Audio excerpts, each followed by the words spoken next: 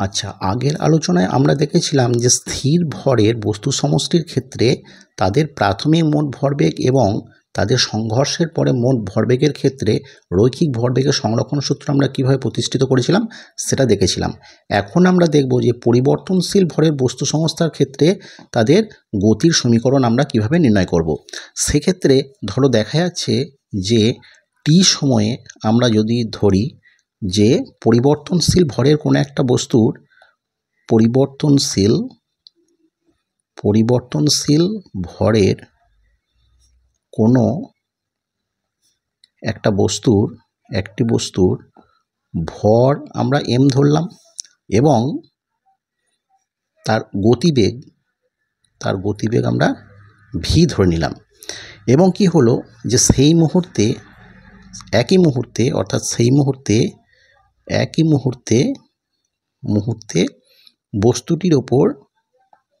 বস্তুটির উপর বাহ্যিক বল আমরা F ধরছি। ঠিক আছে, আর কি ঘটনা ঘটলো যে ওই একই মুহূর্তে dm ভরের একটি বস্তু কি হলো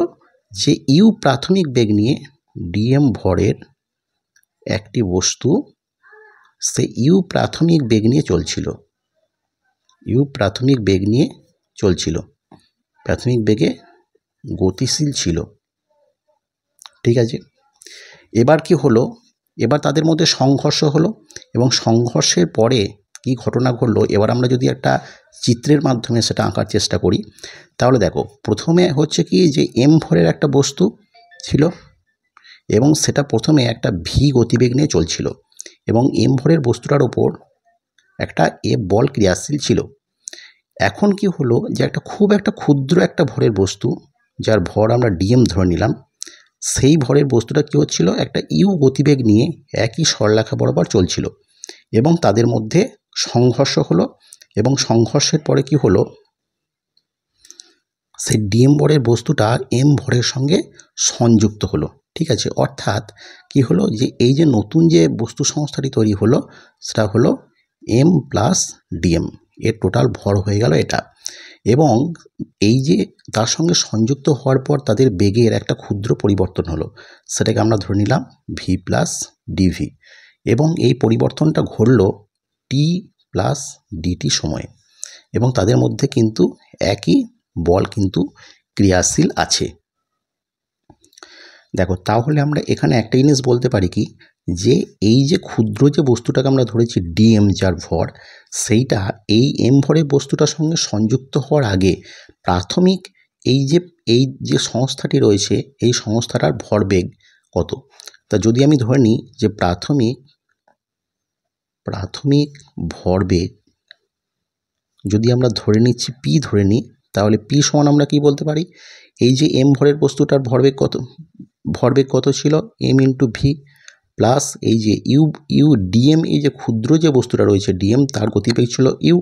তাহলে তার ভরবেগ হচ্ছে mv ইন্টু u, বা এটাকে আমরা এইভাবে বলতে পারি যে mv, এটাকে যদি আমি ক্ষুদ্র যদি v ধরি তাহলে mv plus u into dm, এটাকে আমরা বলতে পারি। এবং যদি তাদের একটা ক্ষুদ্র ভরবেগের পরিবর্তন হয়ে থাকে তাহলে কি বলতে পারি, সেকেন্ড যেটা ভরবেগের পরিবর্তন যদি আমরা dp যদি ধরি তাহলে এই যে তাদের মধ্যে সংযুক্ত হওয়ার পরে তাদের ভরবেগটা কত হলো, তাহলে তখন তাদের ভরবেগ হয়ে গেল কত m প্লাস dm ছিল, নতুন ভর হয়ে গেল m প্লাস dm এবং তাদের নতুন বেগ হয়ে গেল v প্লাস dv। আমরা ভিটাকে ছোটো হাতেরই ধরছি, তাহলে দেখো এটা কত দাঁড়াচ্ছে, তাহলে এটা হচ্ছে mv প্লাস হচ্ছে m ইন্টু dv প্লাস হচ্ছে v ইন্টু dm প্লাস হচ্ছে dm dv। এখানে দেখো dm dvটা খুব ক্ষুদ্র হওয়ার জন্য এটাকে আমরা নেগলেক্ট করে দিলাম, এটাকে আমরা শূন্য ধরে নিলাম। ঠিক আছে, তাহলে কি রইল mv plus m into dv plus v into dm। তাহলে দেখো আমরা কি ধরেছি যে খুব অল্প সময়ে এই dt সময়ে তাদের যে ভরবেগের পরিবর্তন সেটা তাহলে কত হলো, নতুন ভরবেগ ছিল হলো এটা আর প্রাথমিক ভরবেগ ছিল p, তাহলে কি বলতে পারি p plus dp minus p equal to আমরা কি বলতে পারি যে mv plus m into dv plus v into dm minus কি mv প্লাস মাইনাস, এটা প্লাস মাইনাস হয়ে যাবে ইউ ইন্টু ডিএম।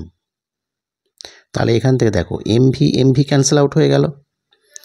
বা আমরা এখন বলতে পারি কি যে অর দেখো পিপিটা ক্যান্সেল হয়ে গেল, তাহলে ডিপি সমান আমরা কি বলতে পারি, দেখো এখানে ডিএমটাকে এখানে এম ইন্টু ডিভি রয়ে গেল, আর এখানে যদি আমরা মাইনাস ডিএমটাকে যদি কমন নিয়ে নিই তাহলে হয়ে যাচ্ছে u minus v into dm. এখন নিউটনের দ্বিতীয় গতিসূত্র অনুযায়ী আমরা কি বলতে পারি যে ভরবেগের পরিবর্তনের হার, নিউটনের দ্বিতীয় গতিসূত্র অনুযায়ী আমরা কি বলতে পারি যে এই ভরবেগের পরিবর্তনের হারই হচ্ছে সেই বস্তুর উপর প্রযুক্ত বল, অর্থাৎ কি এই যে ডিপি বাই ডিটি সমান আমরা কি বলতে পারি যে m into d v by dt minus u minus v dm by dt. এখন এই যে ভি মাইনাস ইউ এই গতিবেগটা কি, এই গতিবেগটা হচ্ছে কি যে এম ভরের যে বস্তুটা তার সাপেক্ষে এই ডিএম বস্তুটার আপেক্ষিক বেগ, অর্থাৎ আমরা কি বলতে পারি যে ইউ মাইনাস ভি সমান আমরা বলতে পারি যে ইউ এর আমরা বলতে পারি যে ইউ আর এল, অর্থাৎ এটা একটা রিলেটিভ ভেলোসিটি বলতে পারি, অর্থাৎ আমরা কি বলতে পারি ডিভি বাই ডিটি সমান আমরা এফ ধরলাম, তাহলে এফ সমান হচ্ছে M into DV by dt minus u relative velocity dm by dt. এখন যদি এই সংস্থাটির ওপর যদি কোনো বাহ্যিক বল প্রযুক্ত না হয় তাহলে কি হবে, তাহলে এফ ইকুয়াল টু 0 হয়ে যাবে, অর্থাৎ এই যে সমীকরণটা রয়েছে এই সমীকরণটার ক্ষেত্রে আমরা কি বলতে পারি 0 equal to m into DV by dt minus u relative velocity dm by dt, বা আমরা কি বলতে পারি যে ইউ যে relative velocity dm by dt সমান হচ্ছে এটা এদিকে চলে এলো, তাহলে m into DV by dt, ঠিক আছে, এটা হচ্ছে ভি। ওকে, তাহলে পরিবর্তনশীল ভরের ক্ষেত্রে আমরা ভরবেগ আমরা এইভাবে বের করতে পারি। এখন আমরা দেখে নেব যে রকেট যখন চলে তখন কি হয়, তার একদিক থেকে পিছন দিকে ধোঁয়া বেরোতে থাকে এবং রকেটটির সামনের দিকে এগোতে থাকে, অর্থাৎ কি হচ্ছে এখানে সবসময় কিন্তু রকেটের ভরের কিন্তু একটা পরিবর্তন ঘটছে, অর্থাৎ রকেটের ভরবেগের সংরক্ষণ সূত্র কিন্তু আমরা এই সূত্রটার মাধ্যমে আমরা কিন্তু নির্ণয় করতে পারি। এখন আমরা পরিবর্তনশীল ভরের ক্ষেত্রে রকেটের ওপর ক্রিয়াশীল বল এবং ত্বরণ আমরা দেখে নেব। ধরা যাক যে টি সময়ে কি হচ্ছে যে কোনো একটা রকেটের ভর, এই যে রকেটটার ভর আমরা ধরে নিলাম এম, ঠিক আছে, এবার সেই রকেটটি ভি বেগে সামনের দিকে অগ্রসর হচ্ছে। ওকে, এখন কি হচ্ছে এই যে রকেটের এই যে জ্বালানি প্রকোষ্ঠ থাকে, এই জ্বালানি প্রকোষ্ঠে যে গ্যাসটা দহন হয়, দহন ফলে সেখান থেকে যে গ্যাসটা নির্গত হয় সেই গ্যাসটা কি করে একটা ঘাত বল প্রয়োগ করে রকেটের ওপরে, যার জন্য রকেটটা সামনের দিকে এগিয়ে যায়। এবং এখানে ধরলাম কি যে এই যে দহনজাত যে গ্যাসটি, যে প্রকোষ্ঠে জ্বালানি প্রকোষ্ঠে দহনজাত যে গ্যাসটি তৈরি হচ্ছে সেটি ইউ গতিবেগে পিছন দিকে নির্গত হচ্ছে। এখন আমরা যদি ধরে নিই যে ডিটি সময়ে ডিএম পরিমাণ গ্যাস পিছন দিকে নির্গত হয় এবং রকেটটির উপর ক্রিয়াশীল বল যদি এফ হয়, তাহলে আমরা কি বলতে পারি যে এই যে সমীকরণটা রয়েছে, যদি আমরা 1 নম্বর ধরি, তাহলে এই সমীকরণ অনুযায়ী আমরা কি বলতে পারি যে এই যে ইউ রিলেটিভ ভেলোসিটি যে ইউ আর এল এটা আমরা মাইনাস ইউ আমরা বলতে পারি, কারণ এটা পিছন দিকে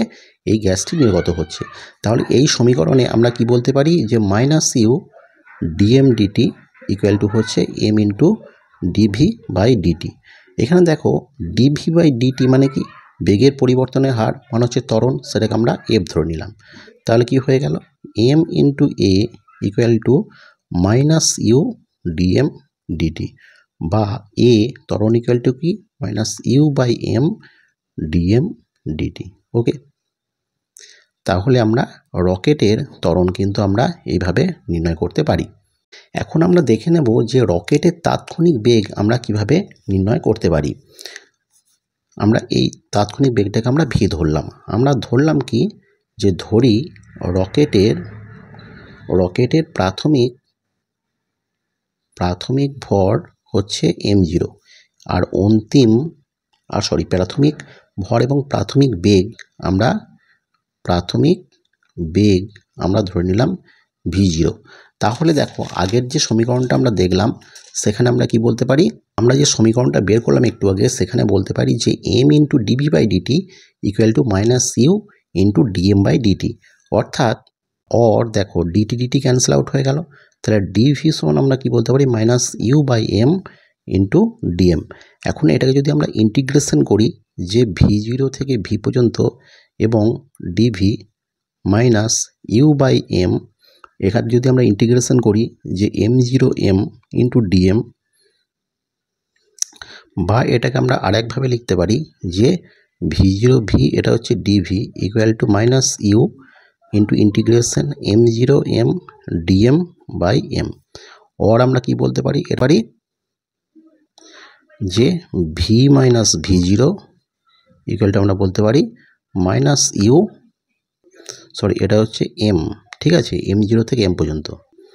মাইনাস ইউ, তাহলে ইন মানে হচ্ছে লগ কি হচ্ছে m মাইনাস ইন কি